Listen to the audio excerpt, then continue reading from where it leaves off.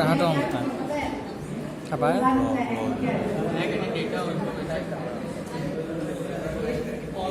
Security को break करना उसको अपने हिसाब से यूज करना है तो मतलब भाई ने सही कहा, बट मैं अपनी लैंग्वेज बताता हूँ या मतलब सही है आपको।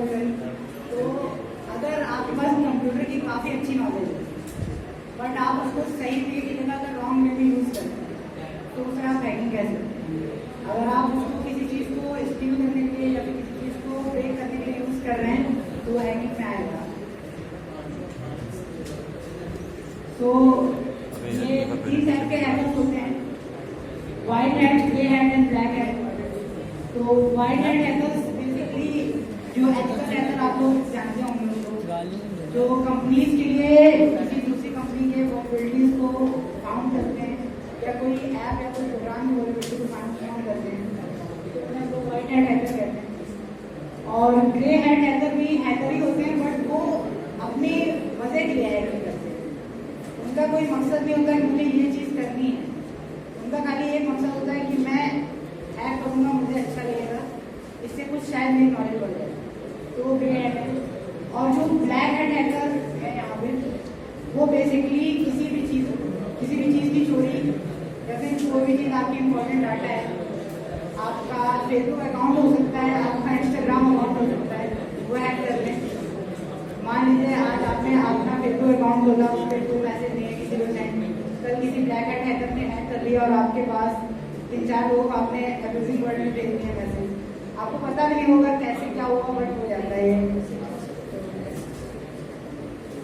तो यही है वो ब्लैक हैट हैकर का सबसे अच्छा जरिया जिससे आपका अकाउंट आराम से हैक हो जाएगा।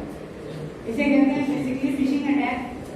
आप नॉर्मल वे में फिशिंग जैसे हम लोग करते हैं, बैठते हैं आराम से चारा डालते हैं मछलियों को और मछलियाँ आज उस चारे को खाती हैं, तो वैसे ही कुछ होता है फिशिंग अटैक में कि हैकर एक मान लीजिए आपके ऊपर उसने नजर रखी है, आपको जानता है, शायद कोई आपके आसपास वाला हो तो आपको जानता है कि आपके फेसबुक अकाउंट में कुछ उसको ऐसा मिल सकता है जिससे काम हो, तो वो नजर रखे आपके ऊपर, उसको करना है तो वो एक फेक फेसबुक अकाउंट का पेज क्रिएट करता है उस जगह से, और वो आपके फेसबुक अकाउंट के पेज से लिंक करेगा या फिर आपको एक लिंक भेजेगा कि आप उस लिंक पे क्लिक करें, किसी वजह से आपको बहकाने की कोशिश करें, लिंक पे उसको क्लिक करते हैं आप और वो फेसबुक का पेज खुल जाए, वो आपसे बोलेगा ये मेरा खुद का फेसबुक पेज है, इस पर लाइक कर दीजिए।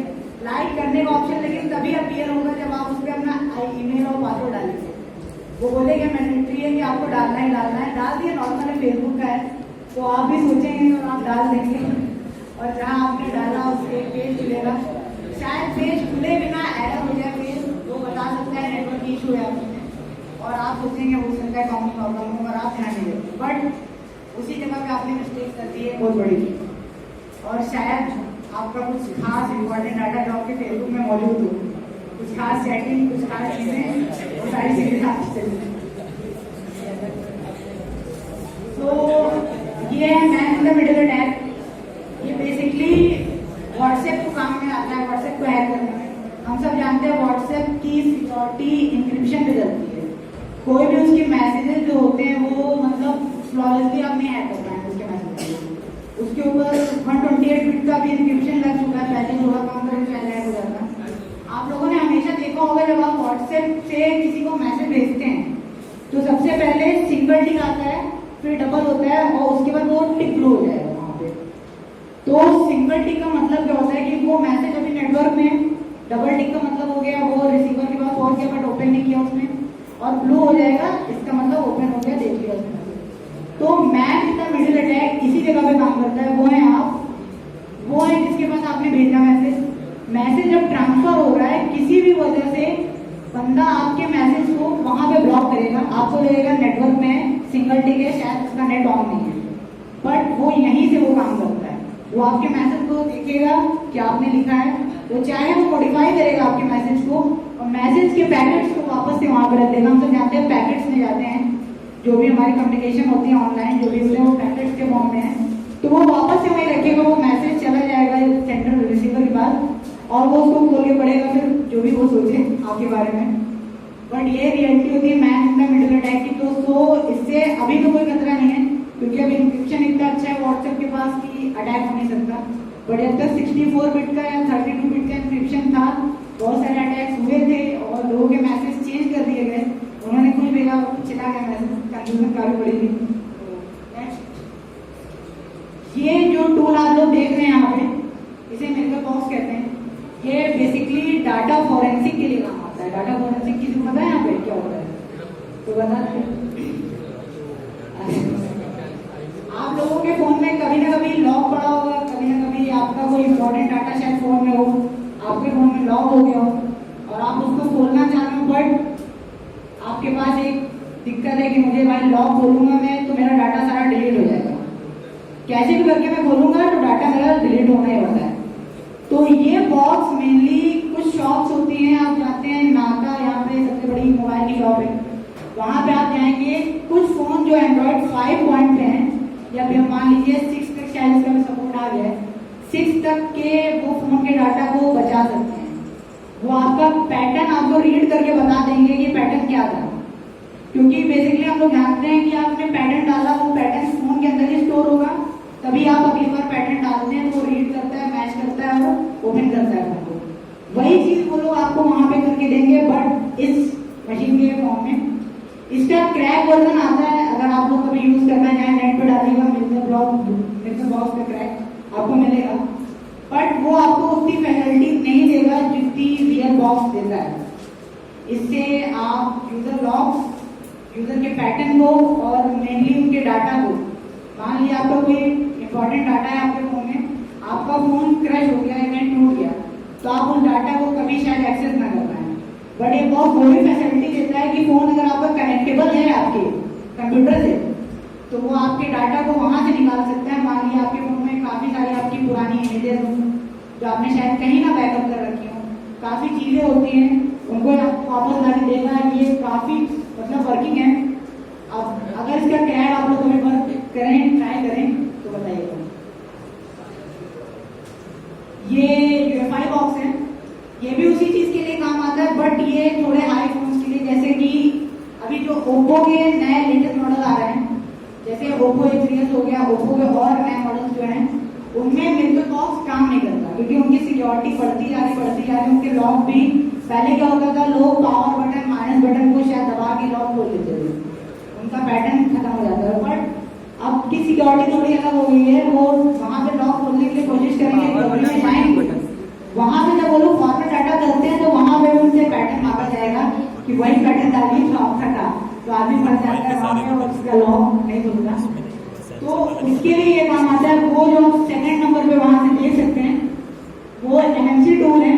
तो ये जितने भी फोन है बेसिकली वो लोग, वो पीछे का बैक पैनल खुल के फोन होते हैं लॉक, फोन की जो मेमोरी होती है एमएमसी, जहाँ पे सारा डाटा स्टोर होता है, तो वहां पे कुछ पॉइंट्स होते हैं। तो जो भी शॉपकीपर होगा वो आपका फोन लेगा, खोलेगा, उनसे पॉइंट्स को कनेक्ट करेगा। उनके बहुत ही छोटे पॉइंट्स होते हैं, शायद जो लोग सोल्डरिंग करते हो वो लोग शायद ना कर पाए, बट जो लोग काफी एक्सपर्ट होते हैं वही कर सकते हैं। तो वो कनेक्ट करेगा, उसके बाद एक बॉक्स होता है, इस टूल के साथ उस बॉक्स में पीछे इसका सॉकेट है, इसमें भी दिखाया नहीं गया है, बट होता है इस बॉक्स में। ये जो आपको व्हाइट कलर का यूएफआई लिखा दिख रहा है, यहाँ पे पीछे एक सॉकेट होता है, वहां पे आपको उसको लगाना होगा। कंप्यूटर में सॉफ्टवेयर इंस्टॉल करने पड़ेंगे, वो आपकी डायरेक्ट फोन की मेमोरी को डिटेक्ट करेगा और वहां से आपका पैटर्न को हटाएगा। तो ये जितनी नई टेक्नोलॉजीज आ रही है उनके साथ उनको तोड़ने के भी नए तरीके हैं, बट इन तरीकों पे आपको थोड़ा पैसा खर्च करना पड़ेगा। जहां आप कभी लॉक खोलने के अगर नाका में गए तो रेट 100 रुपए 200 रुपए देते हैं, बट आपको अगर इसका कोई यूज कर रहा है तो उस पर आपको 400 से 500 रुपए देने पड़ेंगे। तो ये वही है, फ्लैशिंग भी इससे हो सकती है, हर चीज होती है। बेसिकली वो हार्डवेयर पे काम करता है, मतलब वो सॉफ्टवेयर पे काम करता था, ये हार्डवेयर इंटरेक्शन पे काम करेगा आपका। ये शायद बहुत सारे लोगों को पता हो कि लॉगर क्या होता है, किसी को पता है यहाँ पे की लॉगर? कोई और, किसी और को पता है? बताइए कोई, किसी को बताओ। अरे की लॉगिंग आपने सुनी है, की स्ट्रोक्स को कैप्चर करना। तो ये बेसिकली बैंक की डिटेल आपकी स्टील करने के लिए काम आएगा। तो आप लोग में से जितने लोग अगर साइबर कैफे में जाते हैं, वहां पे अपने बैंक इंफॉर्मेशन डालते हैं कि मैं वहाँ से शायद अपना फॉर्म भर लूँ या फिर जो भी काम करने के लिए मतलब डालते हैं, अगर की लॉकर वहाँ लगा हुआ तो पहली सिक्योरिटी तो आपकी ब्रेक है। बैंक में 2 सिक्योरिटीज होती हैं। आपका ट्रांजेक्शन से पहले SMS आएगा आपके पास, वहाँ आप बच सकते हैं, बट अभी आगे मैं बताऊंगा वो भी चला जाएगा आपका कैसे। बट ये कीलॉगर वहां तक काम कर देगा, आपका बैंक का अकाउंट नंबर, आपका पासवर्ड आपने क्या डाला है, आपके कार्ड का नंबर क्या है, वो तक आपको यहाँ पे पता चल जाएगा। किसी बंदे ने अगर ये आपके कंप्यूटर पे लगा दिया, आप उन पे जितने भी की स्ट्रोक्स टाइप कर रहे हैं अपने कंप्यूटर पे, सारी की स्ट्रोक की हिस्ट्री उसके पास होगी। अगर एडवांस की लॉगर लगा है, थोड़ा अगर उसने पे करके खरीदा है, क्रैक नहीं है, तो वो सारी की लॉगिंग की हिस्ट्री वाया नेट उसके ईमेल पे सेंड भी करता रहेगा। उसको आपके कंप्यूटर को भी टच करने की जरूरत नहीं, आपको पता भी नहीं चलेगा ये कब रन हो रहा है आपके कंप्यूटर में, और इसको आप डिटेक्ट भी नहीं कर पाएंगे अगर वो बंदे ने आपके कंप्यूटर में इसको छुपा रखा है तो। तो ये किसी ने यूज किया है चीट इंजन? क्या भाई बता सकते हैं? कुछ बताइए। नहीं बताइए, बिल्कुल सही कह रहे हैं भाई, प्रोसेस की वैल्यूएशन करने के लिए। जैसा कि हम लोग जानते हैं कि हमारा कंप्यूटर बाइनरी पे काम करता है, आप उसमें कितनी भी कोडिंग कर लीजिए, जाएगा वो आखिर में बाइनरी फॉर्म में। उसके अलावा आप जहाँ उसको किसी और फॉर्म में नहीं ले आ सकते। तो ये बेसिकली जो लोग गेम लवर हैं, जो लोग गेम खेलते हैं, उसको हैक करने के लिए काम आता है। आपने कितने लोगों ने रेजिडेंट इवल 4 खेला होगा, खेला कि नहीं? तो वहाँ पे जब आप जाते हैं किसी घर में, कॉइन्स होते हैं, एक बॉक्स आपने बोला 100 कॉइन्स आपको मिले, उसको हैक करके आप यहाँ से 999 इन्फिनाइट कॉइन कर सकते हैं आराम से। तो इसकी प्रोसेसिंग में बता रहे हो कैसे डाउनलोड करना। तो सबसे पहले आपको ये खोलना है, गेम आपका पीछे प्रोसेस में चल रहा होगा, उसके आपके कॉइन्स की वैल्यू कुछ भी हो, 0 हो चाहे कुछ भी हो, वो साइड में फोटो इमेज कर दिए। बट ये जो आप देख सकते हैं फोल्डर के बगल में है, वो प्रोसेस होता है, वहां पे आपको क्लिक करना है इसको, और एक फोल्डर यहाँ पे खुल गया, वहां पे लिखा होगा सिस्टम प्रोसेस और मेन प्रोसेस। मेन प्रोसेस में आपको अपने गेम को क्लिक कर देना है वहां पे। उसके बाद वो आपसे फर्स्ट वैल्यू पूछेगा, एक्स जहाँ पे लिखा है, फर्स्ट स्कैन आप करेंगे, फर्स्ट वैल्यू पे यहाँ पे ऑप्शन आता है। आपको वहां पे अपनी पहली वैल्यू डालनी होगी जो आपके पास कॉइन की करंट है। मान लीजिए 500 है आपके पास, आपने पहले 500 डाला, उसने एक बार स्कैन किया, उसके बाद आपको एक बार और वहां पे नेक्स्ट स्कैन का ऑप्शन आएगा, नेक्स्ट स्कैन पे करना होगा, और आपको उस वैल्यू को या तो बढ़ाना है या तो घटाना है, क्योंकि उसको वो एक बार कंफर्म करेगा कि वैल्यू क्या हो सकती है। अगर आपने 500 पे 1 कर दी, 501, वो समझ जाएगा हाँ बंदा इस वैल्यू को चेंज करने वाला है, तो वो उस वैल्यू को कैप्चर करके रखेगा। वहां पे 2 वैल्यूज आपको दिखेंगी, दोनों पे राइट क्लिक करके वहां से पूछेगा, एडिट का ऑप्शन होगा, 999 क्लिक कर देंगे। अगली बार जब आप कॉइन लेने वाले होंगे तो वो डायरेक्ट 999 पे वैल्यू पहुंच जाएगी। कभी ट्राई करिए, अगर ना हो मैं मुझे बताइए मैं क्या करूँ। तो हैकर से सेफ कैसे रहें बताता हूँ। तो आप लोग हर चीज जानते होंगे, वेब हैकिंग के बारे में बता रहा हूँ। आप वेब पेज पे कैसे फिशिंग अटैक से सेफ रह सकते हैं, कैसे कीलॉगर से आप बच सकते हैं। वैसे अगर जिसको कंप्यूटर के बारे में फिट भी नॉलेज नहीं है वो शायद ना कर पाए, बट जिसको है पीसी के सब है तो शायद सब लोग सेव हो सकते हैं। सबसे पहले आप लोग जानते होंगे एचटीटी और एचटीटीपीएस जानते हैं, तो हमेशा देखा कीजिए जहाँ पे एस लगा हुआ है सिक्योर, उस पर जाके आप मतलब करिए। ज्यादातर वेबसाइट जो है ओरिजिनल ऑथेंटिकेशन वाली वो लोग सिक्योर लगाती हैं, तो वहां पे शायद आपका फिशिंग का चांस बहुत कम हो। हैकर जब भी कोई पेज बनाएगा शायद वो एचटीटीपीएस ना बना पाए, सिक्योर वाला मॉड्यूल ना मिले आपको, सीधे वहां पे फेसबुक की लिंक दिख जाएगी और आप वहां क्लिक कर जाएंगे। बट सबसे पहले लिंक देख लीजिएगा कि क्या है, सिक्योर है, ओरिजिनल है या फिर फेक है। और सेकंड, आप कीलॉगर से बचने का सिर्फ एक ही तरीका है कि आपको कंप्यूटर में थोड़ी नॉलेज हो, आप टास्क मैनेजर खोलना जानते हो। टास्क मैनेजर जिसने खोल दिया वो समझिए कीलॉगर को फेल कर सकता है, क्योंकि सामने जो चीज नहीं दिख रही है यहाँ पे, बट अगर चलेगी तो बैकग्राउंड में तो चल रही है उसको। तो टास्क मैनेजर से हम वहाँ पे टास्क दे सकते हैं। कीलॉगर का अगर उसने नाम चेंज भी कर रखा होगा तो इस एंड पे नाम चेंज होता है, उस एंड पे उसका प्रोसेस का नाम हमेशा चलेगा जो ओरिजिनल कंपनी का नाम होता है।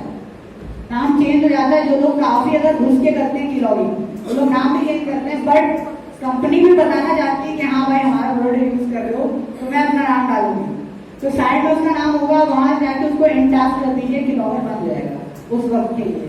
हाँ आप रिस्टार्ट करते कंप्यूटर वापस से खुल जाएगा।